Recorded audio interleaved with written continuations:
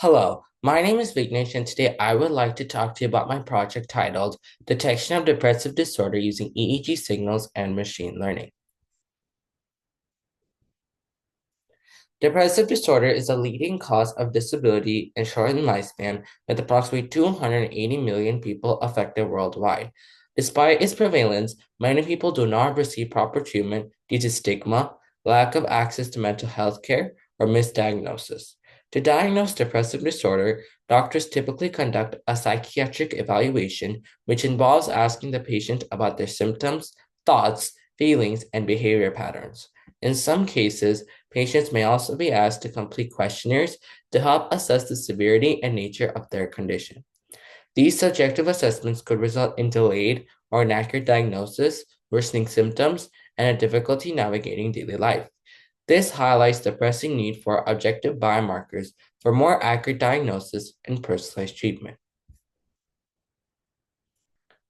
Recent studies have explored the use of EEG signals combined with machine learning techniques for detecting depressive disorder, aiming to offer a more objective and efficient diagnostic tool.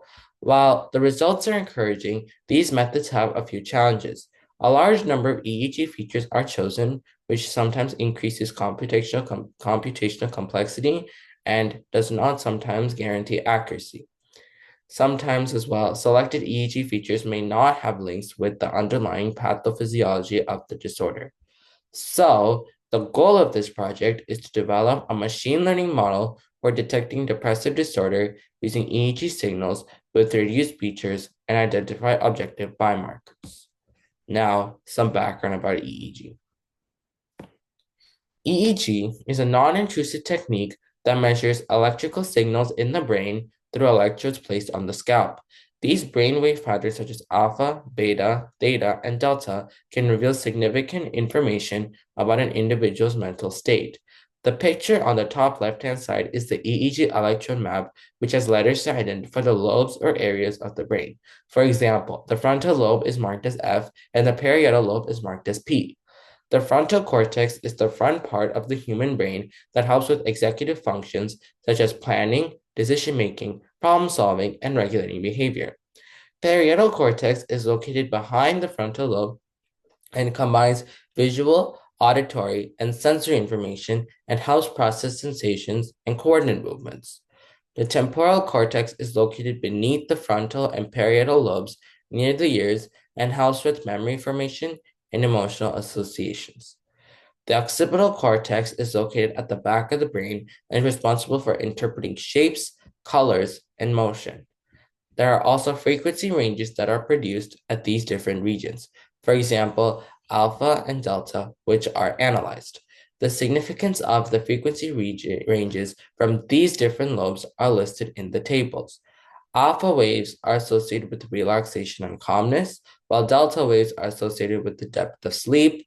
Theta waves are associated with memory and fatigue levels. Beta waves are associated with limb movements. Gamma waves are associated with sensory processing. Now, a couple of key concepts that were used in this project.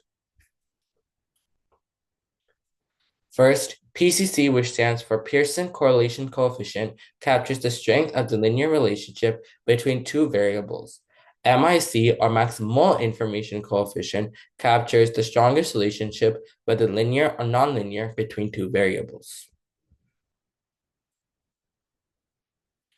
The random forest ML model was used. The advantages with the random forest model is that a certain number of decision trees that output a decision based on the inputs and parameters given.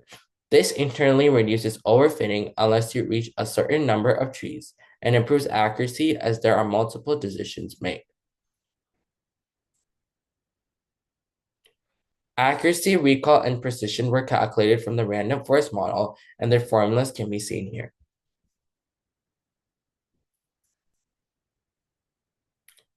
The EEG dataset used was pre-processed that included power spectral density, EEG channels, and features from 19 channels. Now, this is a brief overview of the methods. Using the EEG pre-processed data, I extracted the features using PCC and MIC independently and ran the random forest on them separately. For this project, 195 rows were extracted to decrease bias, where 100 were depressive disorder and 95 were healthy control from a pre-processed dataset. Depressive disorder was mapped to 1 and healthy control to 0, along with all non-EEG columns such as IQ were removed.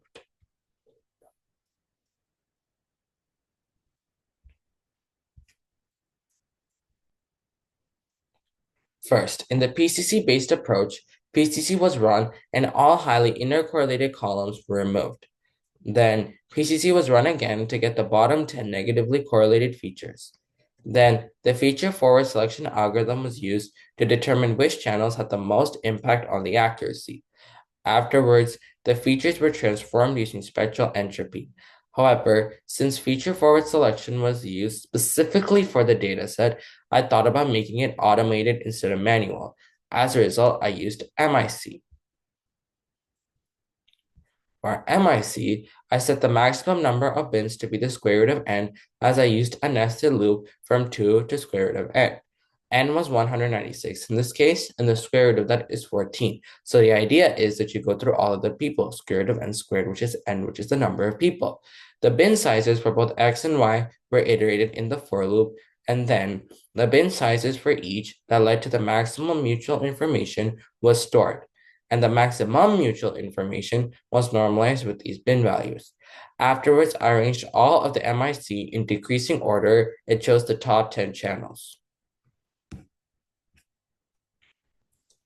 Then, for each method, the list was sent to the random forest model.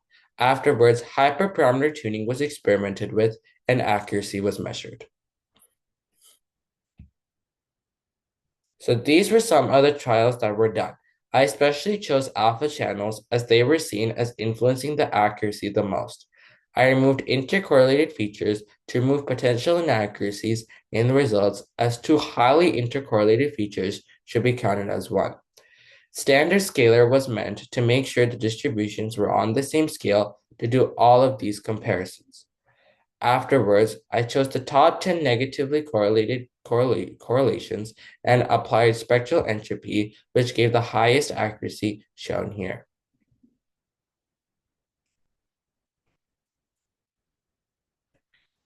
The chart shows that 8 out of the 10 channels with the highest MI were alpha coherence channels with an accuracy of 0.875.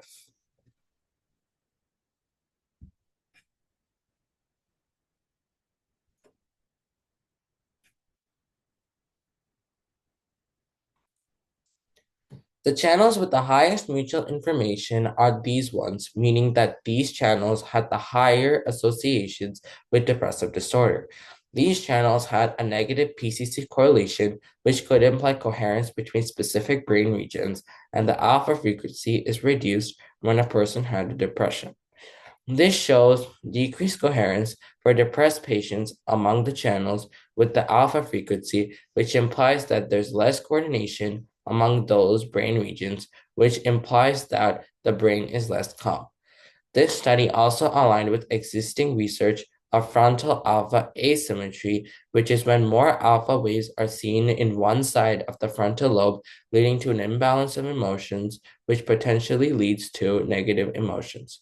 However, this project shows decreased alpha coherence, which shows decreased synchronization in different parts of the brain, which leads to imbalances of emotions and being less calm.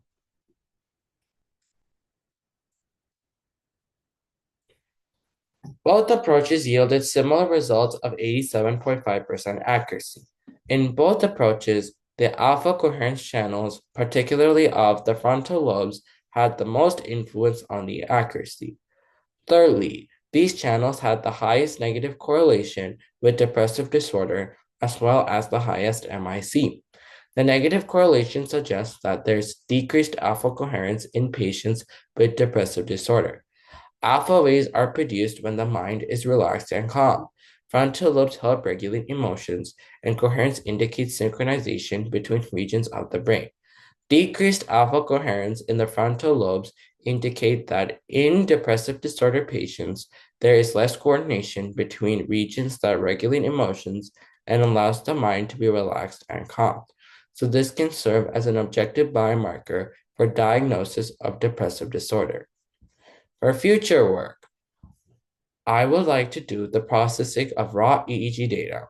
In this case, the data was already pre-processed. Such techniques are to transform EEG signals into frequency domain, filter frequency domain EEG data, and compute power spectral density of each frequency and coherence of all frequency combinations, and not just the ones that are given. Additionally, one of my goals in the future is to create a wearable device to capture EEG signals to detect depressive disorder. Thank you.